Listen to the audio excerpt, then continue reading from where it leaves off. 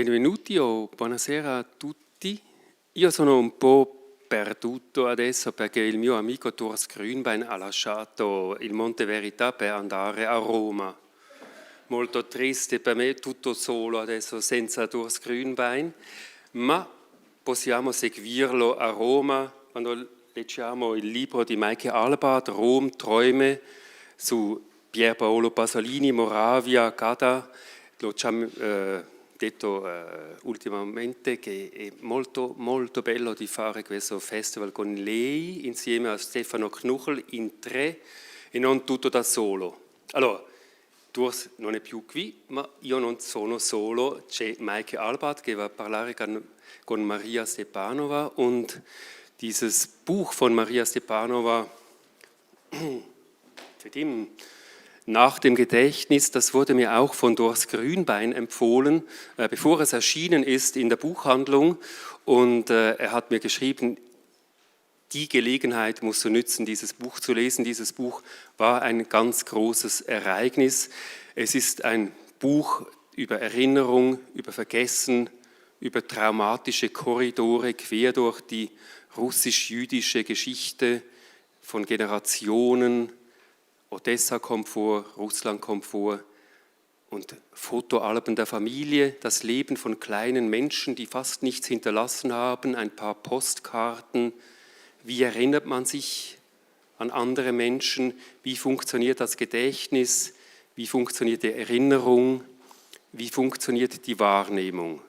An einer Stelle erwähnt sie auch das berühmte Buch von Roland Barthes, Die helle Kammer, über die Fotografie.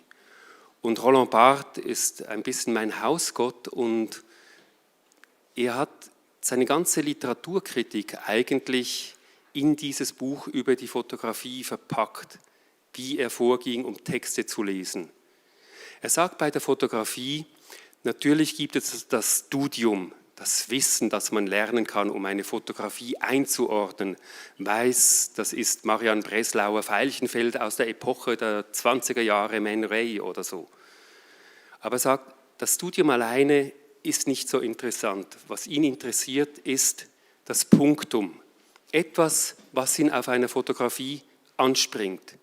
Die dreckigen Fingernägel auf einer Fotografie, die Struktur einer Mauer, die Struktur einer Hose, obwohl ein großes, schönes männliches Geschlechtsteil daraus hängt, aber er redet nur über die Hose und er fragt sich, was das für ihn bedeutet.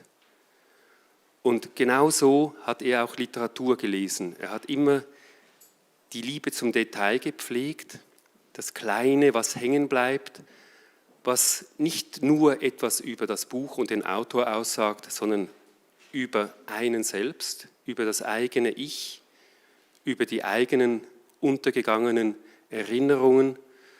Und ich freue mich jetzt sehr auf das Gespräch von Maike Albath mit Marija Stepanova, die gekommen ist aus einem anderen Literaturfestival in Maurichier, das organisiert wird von Vera Michalski, mit der ich dieses Museum, wenn Sie es nicht gesehen haben, gehen Sie hin, über die Geschichte des Monte Verità besuchen durfte, eine wunderbare Führung bis hin eben zu Armand Schultes und all diesen Figuren und Träumern, die hier waren.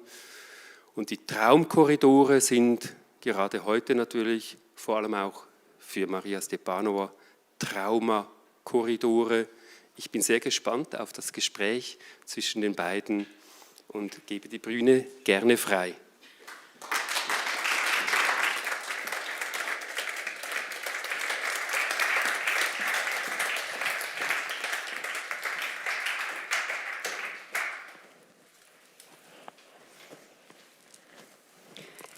Vielen Dank für die freundlichen Worte, lieber Stefan. Auch für mich ist es ein großes Vergnügen, dieses Festival mit dir zusammen zu machen und mit Stefano Knuchel. I'm going to try to talk in English now. I never ever did a moderation or a presentation of a writer in English, and since I do it for the first time with Marija Stepanova, who I feel is such a great voice of poetry, I feel a little less embarrassed because she's not a native speaker of English, so I'm trying to do my very best. Is there anybody who doesn't understand English? We will have a translation from English to Italian, or English to French also, or to German. But we're trying to talk it directly in English, if this is okay for you. And I'm going to do the reading in German, but we had handouts of Mädchen ohne Kleider. There is a quote of your new book. I have it in German in the translation of Olga Radetskaya, who is Marija Stepanova's admirable translator. She is really very, very special, and I would like Marija to talk about the work they are doing together. But there is a quote of the new book, I will quote it in German: Falls die Zeit eine Tasche hat, verschwende ich gern darin. If time would have a pocket, I would like to hide inside, in my very poor English. I think this is an emotion everybody can understand immediately, right now. And I would like to start reflecting about how language for you as a poet and as an author, we just heard about Memory of Memories, the other book Marija Stepanova has in several languages, which is not poetry, but kind of novel with very poetic passages. How is language changing right now with the war? Is there happening something you can feel and you can also hear? Thank you so much. Well, I want to start with greeting all of you. Thank you for being here. Thank you, and thank you for inviting me. Thank you, dear Maike and dear Stefan, for your kind words. I'm really happy to be here today. Well, even more happy because we are living in the dark times, and any opportunity to meet up, to communicate, to try to understand each other in the good old way, or maybe in a new way, it is always, well, uplifting and inspiring. And of course, as a writer, as a human being, I'm very conscious now about the slight changes in the language, in all the languages, but mainly in the Russian language, that is my mother tongue. And these changes, I keep wondering if the language is changing, or is it something different in our perception of the language that is a total game changer. Because, well, an easy example, and it became strikingly clear for me with the beginning of the Russian full-scale invasion in Ukraine. Within the first 2 weeks, I was unable to use my own language, the language I was writing in for many years and decades. I was unable to use it in the old sense. I was not as a writer, as a being. I was chatting, well, talking on the phone to my fellow writer, and then I was stopping myself as if dumbfounded, because as it happens, the ordinary language of our everyday life was so dense with war metaphors, with military thinking, that dates back to the last century, or maybe even further to the 19th century, to the 18th century, to the 15th century.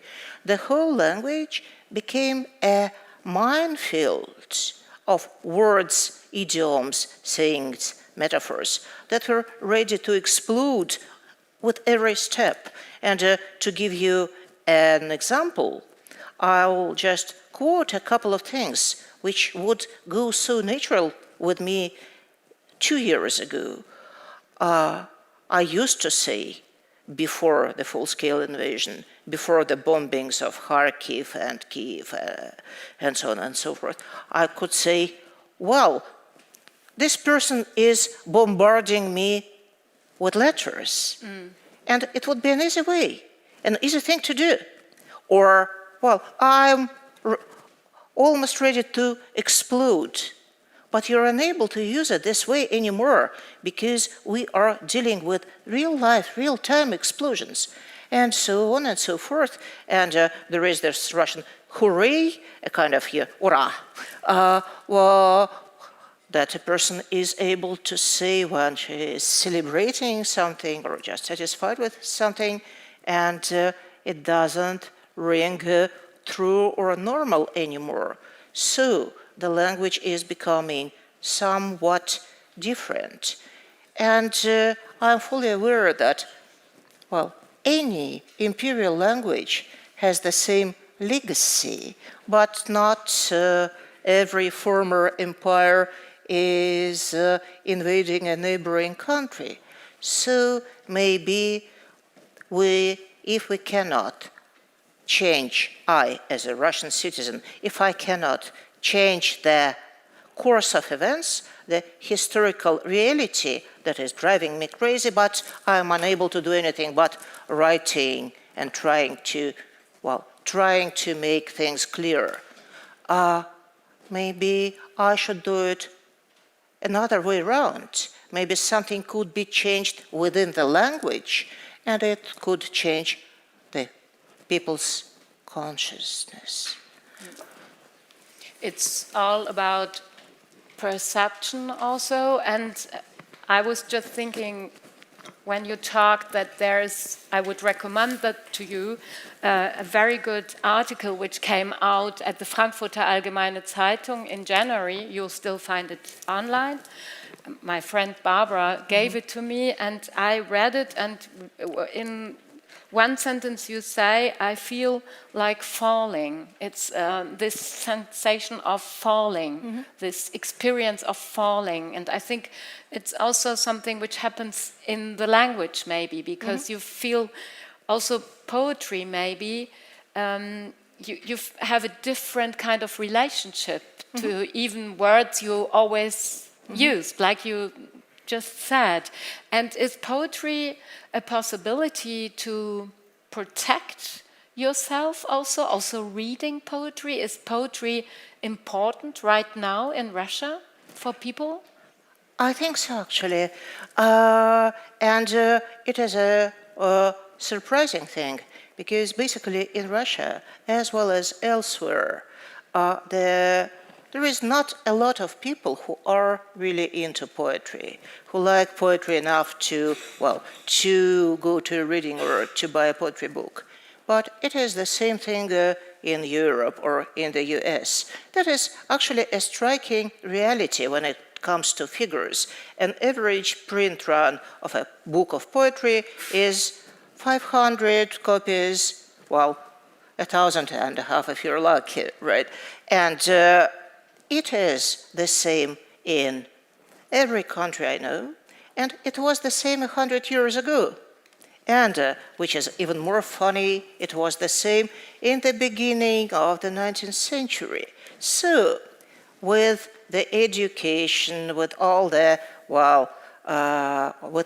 progress humankind had made, the number of people who are reading poetry is still the same.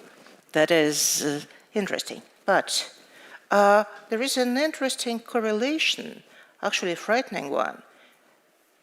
Every time something really awful is happening, a huge catastrophe, a revolution, you name it, people who didn't used to be reading poetry are suddenly turning to it. Poetry becomes important because, that's the question, why so? I think that the answer is, it conveys, it is not conveying any kind of a message. It could do it, but that's not the purpose of poetry. But in a way, it is not even answering a question, this urgent question that we all have now, what to do, how to exist is existence even possible when we're facing so much of human suffering, someone else's suffering, how we are able to move on with living. But it doesn't answer the question, but it poses a different question that is somehow a lifesaver. And so unconsciously we are looking for this question that is an answer, for this answer that is simultaneously a question.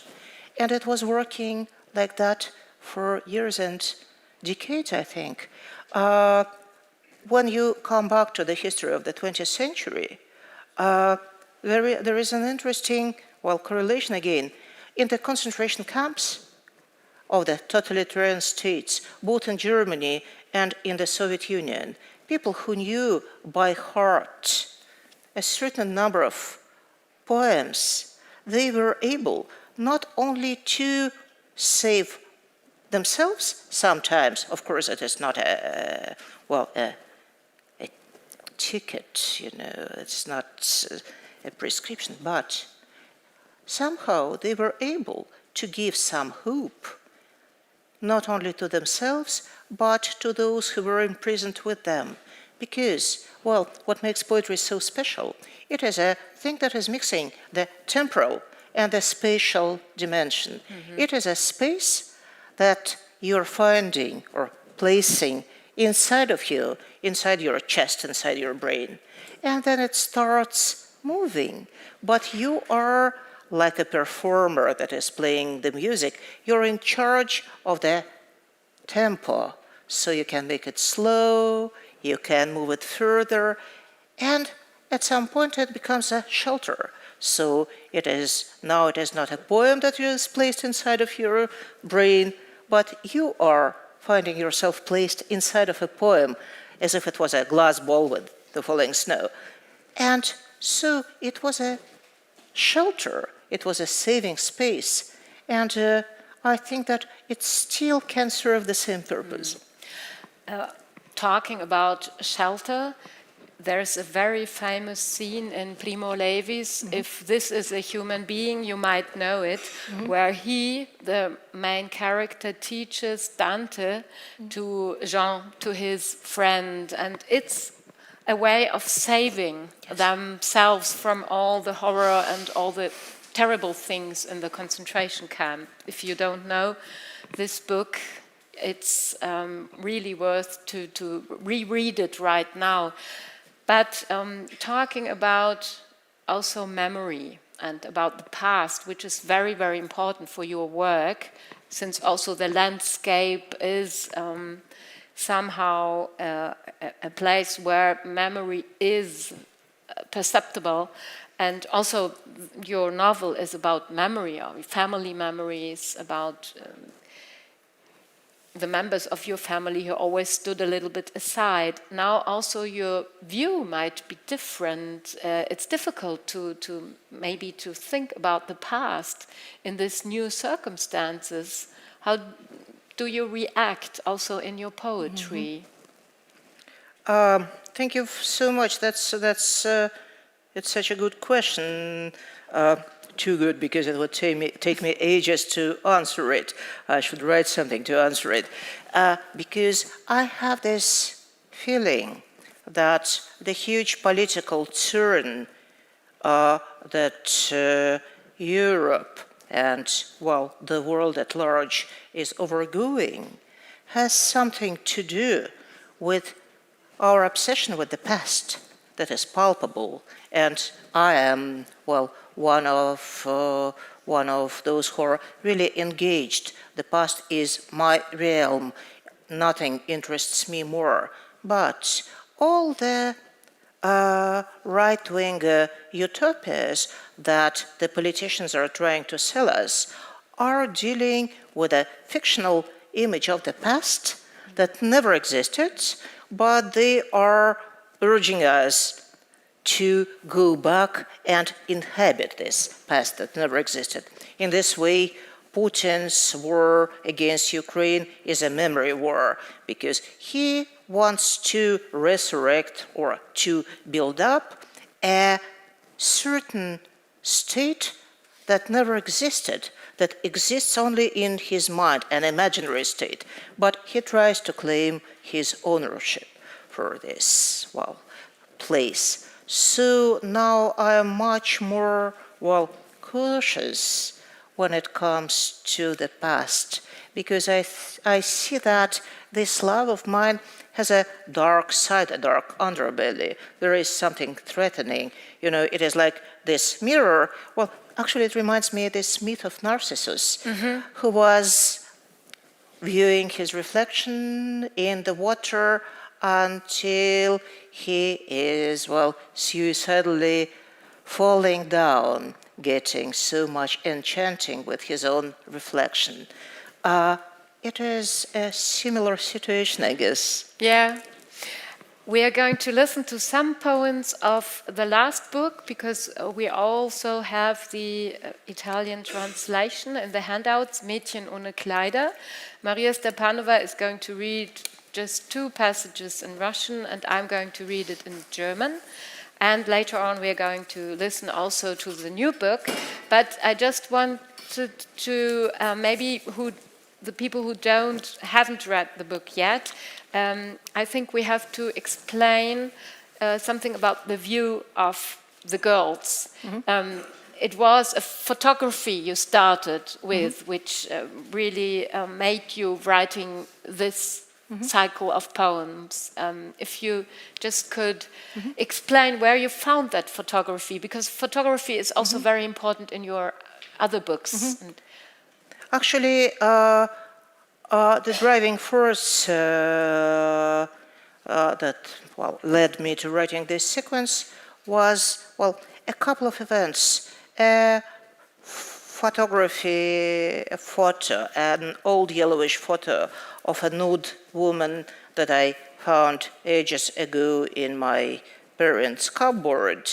And I don't even know if it belonged to my grandfather, maybe. How did it wind up in our cupboard? It was clearly made in the 1950s, and the photo was so charged with erotic meaning that I felt uneasy even watching it, because it was so clear that someone else should be standing on my place eyeing this naked woman.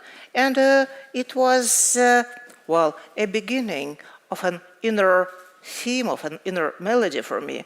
And, decades after, I was in Berlin on a Hauptbahnhof, and they were selling these discounted Taschen albums. And one of them was dealing with the pornography of the 19th, early 20th century. And it was a striking sensation. I wanted to do something definitely not non-erotic. I wasn't, turned on. I wanted to save these women, to evacuate them from the pages, because it became, no one was choosing the profession of a sex worker back in the 19th century for the fun of it. So it means that these women were obviously poor and deprived, so they were forced to make this life choice. And it might be that these photographs that are so unfairly focused on their body parts, on, some silly curly mess of hair, whatever, on the hats, on the heels. Maybe it is the only remaining photograph of these women. That's their only legacy. And I just couldn't stop thinking of it until I wrote the sequence. Yeah. I see, yeah. To a couple of quatrains in Russian, so you would be able to get a grasp of the sound. Девочки без одежды. Всегда есть то, что говорит: разденься и покажи, сними и положи, ляг и раздвинь, дай посмотреть. Открой, потрогай его. Ты посмотрела? Всегда есть комната с горизонтальной поверхностью. Всегда стоишь там, как дерево. Всегда лежишь, как дерево, как упало, с глухими, запрокинутыми ветками. Между пальцами земля, во рту пальцы, яблоки не уберегла. Второе. Всегда есть время года, которому нечего есть. Оно раздевает ту или то, что стоит на его ветру. Этому невозможно сопротивляться. Ты без яблок, без кожи, без кожуры, без волос, без сосков, без глаз. Ты посмотрела, она была как бревно. Чего ты как деревянная? Раздвинь, открой, покажи груши свои, сливы. Всегда есть комната, в которой все происходит. Всегда найдется что-то, что можно снять. In der Übersetzung von Olga Radetzkaja: Immer ist da etwas, das sagt, zieh dich aus und zeig her, nimm das ab, leg es weg, leg dich hin und mach breit, lass sehen. Mach auf, fass ihn an, siehst du das? Immer ist da ein Zimmer mit einer waagerechten Fläche, immer stehst du darin wie ein Baum, liegst wie ein Baum, wie umgestürzt, immer die tauben Zweige hoch überm Kopf. Erde zwischen den Fingern, Finger im Mund, deine Äpfel hast du nicht gehütet. Immer ist da eine Jahreszeit, die nichts isst, nichts zu essen hat, die entblättert jede und alles, was in ihrem Wind steht, widerstandswecklos. Du stehst da ohne Äpfel, hast weder Haut noch Schale, noch Haare, noch Nippel, noch Augen. Siehst du das? Wie ein Stück Holz. Wieso liegst du so stocksteif da? Mach breit, mach auf. Zeig deine Birnen, Pflaumen. Immer ist da ein Zimmer, in dem es passiert. Immer findet sich etwas zum Abnehmen. Immer ist Frühling und wir stehen jede für sich, Arme für sich und Beine, die Furchen der Rinde offen. Wer will, blickt direkt in die Mitte des Holzes, dorthin, wo das Fleisch noch feucht ist, beinahe dampft es. Bei so einem Wetter wächst, was lebt, ohne Obdach, kopflos, die offenen Haare im Wind, lässt sich beäugen und zeigen und einen Finger reinstecken dort, wo das Herz erstarrt und verholzt. Immer ist Frühling, im Zimmer steht nasser Wald. Immer ist Herbst, alles abgelegt, alles zerlegt, alles weit aufgerissen, ein unschöner Haufen, Oberhemd, Unterhemd, obere, untere Äste, weiße Wurzeln bloßgelegt unter der Erde, Ohrmuscheln, Kopfschmerzen, Augäpfel des Körpers, Beine und Arme, Mundlippen, Schamlippen, redende Zungen und Körper, Finger und Zehen und fremdes Gefinger. Zwischen den Fingern und Zehen mittig, dort wo der Kern ist, der Knoten, der dich erinnern soll. Schau da nicht hin. Immer ist Sommer und ein Mädchen ohne Kleider ist immer 15 plus minus. 15 ist eine Fleckzahl. Mit 15 fängt man an, Fangen zu spielen, mit einem Mädchen ohne Kleider. Der Fänger fasst an und jedes Mal bleibt ein kleiner Fleck zurück unter der Haut. Mit der Zeit lernst du sie offen zu tragen, wie ein erlegtes Fell, eine Hermelinstola. Trägst du dich selbst als toten Hermelin, die Finger des Fallobst, immer voll Flecken, die Äpfel, die Fersen. Immer ist Winter, man friert ohne Kleider. Die Finger führen zum Mund und vom Mund steigt zum Himmel der Dampf, eine Jemandsleiter und immer gehen sie dort auf und ab, irgendwelche Leute achten gar nicht auf ein Mädchen ohne Kleider, dem so kalt ist, so starr, so immer ist Winter, der Adamsapfel, dessen der schaut, mach auf, zeig her, fass an, ruckt hin und her. Das Herz trägt Wasser die Leiter hinauf und hinunter, versorgt die Wurzeln mit Wasser zu deiner Freude, o Förster. Immer 15, mitunter auch viel wenig älter, immer viel jünger, fast noch ein Vorschulkind. Dem einer sagt, zieh das Höschen runter und alle Augäpfel wenden sich mit der nackten Sonne dorthin, wo immer ein und dasselbe ist. Und sie geht auf, es geht auf. Immer sind da Finger, Äpfel und jemand, der weiß, wie man abbricht und isst und nimmt aus zieht, erkennt und öffnet und reingeht und raus. Und es geht auf überm kleinen runden Hügel der Venus. Immer ist da ein Jäger, der Jäger will schießen. Immer ist da ein Betrachter, der trachtet zu sehen. Solange die Äpfel nicht reif sind in seinen Augengruben, so schau, wie der Hermelin flieht, aufwärts am Körper des Jägers, der wird dich holen. Höher und höher hinauf an dem Baum, der keinen Versuch macht zu fliehen, der stillhält, nicht rot wird. Diese Lippen sind zu, mach auf. Diese Mündung ist offen. Komm schon, mach weit. Das Tierchen entkommt in die Freiheit, solange ihr nackter Körper deinen Blick fesselt. Wir schließen hier. Danke sehr.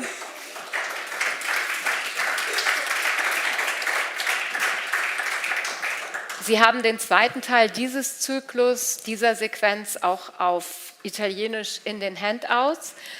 You can read it in the translation of Olga Radetskaya, and I just would like to understand it's a beautiful translation. I think Olga is really an artist, and I know that you know each other and that you also discuss about words and poetry and how it is going to be in German, how the text is going to feel and to sound. And what is remarkable is the masculine view of the feminine body, and also the use of this immer. Mm-hmm. I don't know which is the word in Russian, but it's like going on and on. Did you find this together? Also the rhythm in German, which works as well. It's a strong enjambment quite often, but it goes on. It's like something which is repeating and repeating. And it's not an evolving thing. It's always the same. Yeah, thank you for noticing it. And yes, Olga Radetskaya is a remarkable translator and a sort of a virtuosa, because she is able to retain the formal qualities of a poem. Because in a number of ways, she is being very precise. This word immer, it is всегда, always in Russian, and this machine of repetitions and enjambments you're describing, it is working in Russian, but the language is very different. So making a German version means that you have to imagine maybe a different language, actually to create a German within the German, to be able to make the same thing happen. And for me, it is always, mind-blowing just to see how precise and how brave she is simultaneously, because it takes courage to do certain things. You also use very much, also in this book, Mädchen ohne Kleider, traditional forms. You work with the sonnet, the classical Italian poetry. Can you tell us something about working with traditional forms? Is it also a way of a kind of shelter sometimes, or a way of getting through something? How do you feel? When does a traditional form coming up, a traditional way of using poetry? Well, first of all, of course, I do belong to the poetry tradition that is still relying a lot on the traditional forms of verse, of poetry. At least I was brought up in the times when it still was valid. So in Germany or in the English-speaking poetry, it was much more, different and diverse. But somehow I feel that a certain leaning towards the old tradition helps me finding, new possibilities and new territories for poetry. Because, well, one of the things I was thinking of when we were talking about this poetry as shelter, it is not so easy to learn by heart a long poem written in free verse, without meter, without rhyme. It is easier to learn poetry that, well, an old school poetry. Dante, for instance, with his terzines. Nel mezzo mel cammin di nostra vita, yeah. So it pushes you forward, the sound, the rhyme, the repetitions. And, well, that's how it works with old poetry. So maybe if we still want to learn poetry by heart, to open our minds to this opportunity that might be saving us at some point, maybe it is not the time to discard these old things. Maybe it is interesting to understand if it could be redone from the inside. What could happen within the borders of the sonnet? What could happen if we would try to infuse this structure of thinking, this tesa, antitesa, synthesis, this structure of a sonata? What could happen if it would be written within the sensibility of the 21st century? And it is endlessly interesting for me to see the effect. Yes, and it's also that children are always very keen on rhyme. They really like it. It's a way of playing with language, and it's easier to remember. And I do deeply believe in rhyme as a moving force, because rhyme is not a playful sing-song thing that, amore core, whatever. It is a vehicle that is taking you somewhere, because this coexistence of the same sound and different meanings is a way to reach further and in the most unexpected direction. Yes, there's a new book coming up, Winterpoem. The title is in German. I think in the original title there is something with Sacre du Printemps. Yeah. You have to explain that, and we are going to listen to also a reading of the beginning of this Winterpoem, and I'm going to read the first 3 pages. I think it comes out soon in German, doesn't it? In a couple of weeks, yes. Yes, 2 weeks. You are able to have it in Surkamp Verlag with Olga Radetskaya's translation. What kind of poem is this? And it's Winterpoem, but it has to do also, I think, with the isolation during the pandemic times. Yes, actually, I don't even know if it is a poem. I'm thinking about it as a book, because it is an unusual book with an unusual history. I was writing it in the time of pandemic. And, I was lucky to spend most of this time, at our dacha, country house,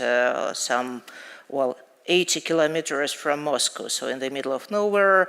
And the winter, the pandemic winter, was endless, maybe even more so because of the isolation. I was living there alone with my dog for quite a while, and every single day it was this parody of the Groundhog's Day. Every day was starting, moving forward, ending in the same way. So the time stopped moving, and I had this feeling that, I was thinking, everyone, our friends, the magazines, the radio, everyone is always telling us to live in the present time. Carpe diem, says the moment, live in the present, don't plan, don't come back to your memories, live in the present time, it is so lovely. But it was not lovely at all. It is not so easy to live in the present if you remember the sensation. And it is disgusting not to have any plans and to feel separated from your past for God knows how long. So I was trying to cope with it, and somehow I started rereading Ovid, the Roman poet that was maybe the first political exile in the history of world literature. He was sentenced to be exiled from Rome to the faraway place, somewhere, in now it is Moldavia, but it was an endless voyage, and for him it was a non-place, somewhere, nowhere. And the main characteristic he's using when he's describing it in his 2 books of letters to Rome is cold. It is so cold that the wine is freezing, so instead of drinking it, you are, breaking it and sucking. And so what he's describing is a place that is getting transformed into a season. He's describing this endless winter. And so he is exiled not to some geographical landscape. He is exiled into winter, into coldness, into stasis. He is describing. He is describing this stance of present time that becomes a territory. And so I started, doing some crazy, radical, anachronistic translations of Ovid, and then it was, moving on, and I started, rereading, the world literature is full of descriptions of frozen words. They are everywhere. In the notebooks of Leonardo da Vinci, in the 18th century English poetry, at Rabelais. And so, what you're supposed to do when you're having a bunch of frozen words that are being saved for the next generations, and all you need is to make them warm, and they start sounding.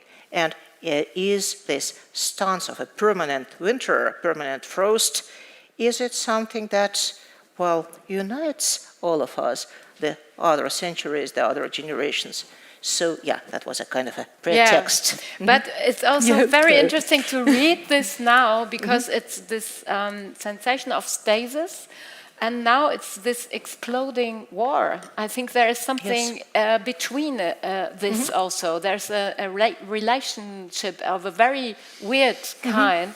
And this is what really affects me when I read your new poem. There is something in it, and now it's palpable also that even then something started, which is exploding right now. But we listen to the beginning of the poem in Russian, and then I'm going to read just the first 3 pages, and then, if you wish, you can also have the possibility to ask some questions to Marija Stepanova. А зима такая стоит по дворам, как дуб, как сруб, как храм.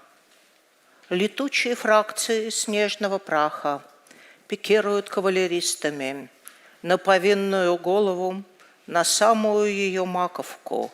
Пора в зимнюю спячку, как труп разъятый в пустыне лежатый, как остановите вагоновожатый, как положено лежать, где уложено. Жил-был заяц со своей лисицей у самого синего моря. Они жили в ветхой землянке, потом построили домы. У лисы стала избушка ледяная, у зайца, говорят, слюдяная, из чистых заячьих слезок, из грустной слюны капустной. Жили-были, никого не ели, на праздники пускали фейерверки.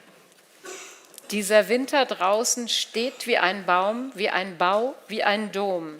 Flüchtige Schneestaubfraktionen stoßen im Sturzflug herab, Asche aufs Haupt, berittene Schützen zielen direkt auf den Scheitel. Zeit für den Winterschlaf. Wie im Wüstensand ein zerlegter toter Mann, wie ein Schaffner halten sie an, wie es sein soll, abgelegt liegen bleiben. Lebte einst ein Hase mit seiner Fuchsfrau am blauen Meeresstrand in einem alten Erdbau, bis sich was Besseres fand.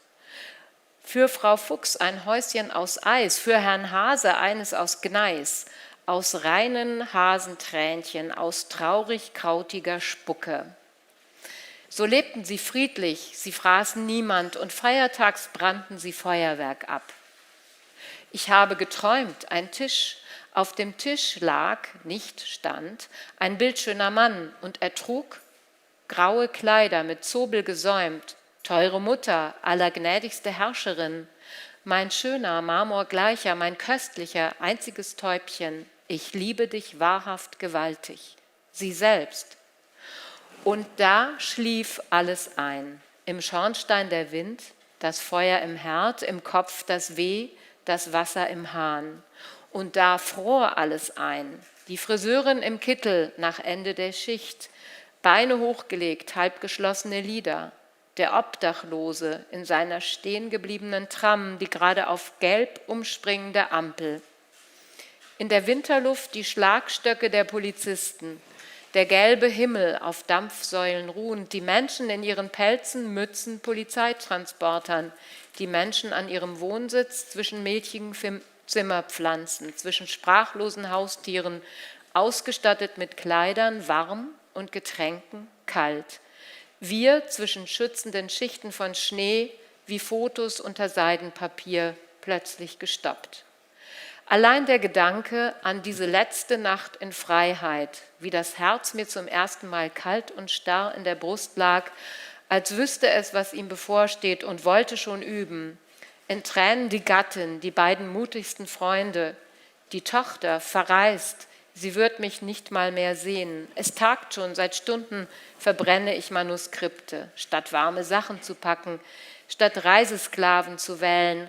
Allein der Gedanke, schon sehe ich mich auf dem Schiff und überall Wasser, Wellen klatschen aufs Deck, der Steuermann betet, Matrosen fluchen, die brüllende See peitscht in die Nase, ich aber schreibe, als wäre nichts. Wer wohl früher aufgibt? Mein Klagelied oder der Sturm? Yes, this was maybe Ovid talking to us, and it had also something of a fairy tale in the beginning, which is, I think, about also Andersen very much, the Danish poet and writer. So what were the literature you, beside Ovid, you read, and how did it come together? Well, actually, lots of. I'm quoting a number of authors, quoting or misquoting, or playing with the texts, because I feel that in a certain way there is no time. We are standing on the same plane, throwing this invisible ball one to another. So I was happy just to put together a number of references, quotations. Some of them are hidden, some of them are quite explicit, and there is pretty much of my own stuff. It was interesting for me to see how it is going to survive under cold temperatures. But the sad thing is, maybe poetry does have a sort of prognostic quality, because when I was writing about Ovid's exile, what I used to mean was our collective exile into these times of pandemic. But nowadays, and on the background of the war, we're seeing that lots of people are forced to leave their houses or forced to live their private lives, heading to nowhere, into nothingness. So I didn't mean it when I was writing this book, but somehow it is all there. And also it's a little bit your personal situation, because you don't live in Moscow anymore. You now stay in Berlin at the Wissenschaftskolleg. and it's a totally different situation right now, also for you personally. Are there any questions? We have a microphone. If you wish to ask a question, you can also ask it in Italian, and I try to translate it. If you can, you should ask in English. Yeah. My question is like in relation to what you said about the role of poetry in difficult times and about temporality, the time. Like, how do you feel? How do you experience the relationship between poetry and dying? Mm-hmm. And like in your experience, yeah. Mm-hmm. Poetry and dying. Yeah, the process of dying. Yeah. Well, that's a perfect question because, well, actually, I'm afraid that is a sort of the main subject I'm working with somehow. I'm always trying to, well, I'm writing about maybe death and, well, the immediate aftermath. And it means that if I'm still continuing, it means that I'm unable to describe the relationship. But they are somehow very close. What I didn't say when I was speaking about the role of poetry is that in the secular society where we're living, we don't have a lot of rituals that would help us to go through certain experiences, through some crucial experiences, getting born, giving birth, and, of course, dying. And I'd say that, well, we were talking about poetry as a space, but what kind of a space it is? It is not referring to any specific place, even to the most beautiful place, to Monte Verita or to Rome, or it is referring to the place that doesn't exist. Here, it is a non-place. Again, it is maybe a minus place, but it can be imagined. So, in a way, it gives us some hope for something unconceivable but existing, at least in the realm of words. But if something is subject for description, it could be, if it could be imagined, it can happen. So, in a way, yeah, poetry, well, it is not taking you anywhere, but it shows the direction and maybe provides some rails, something to rely on.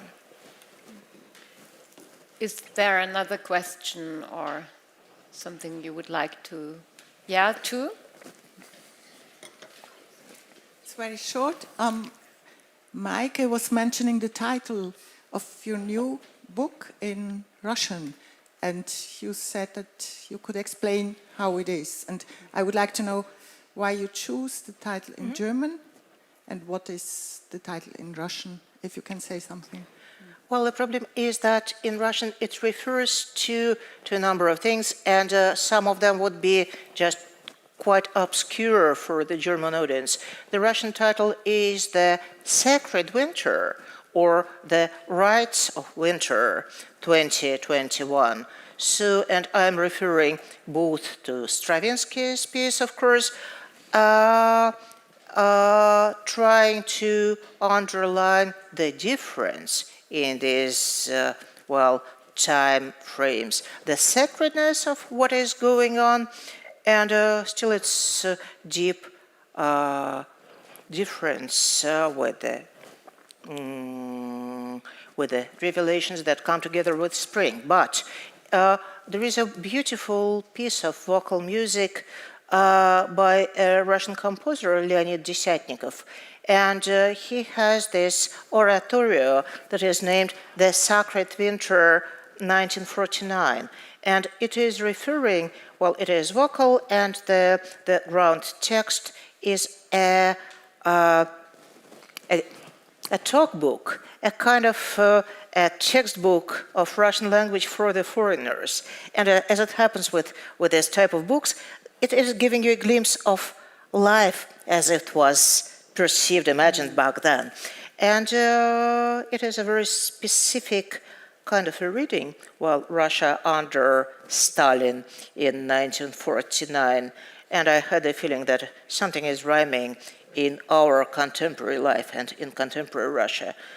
And the music is beautiful and quite important for me. So I was keeping a dialogue with these two musical pieces.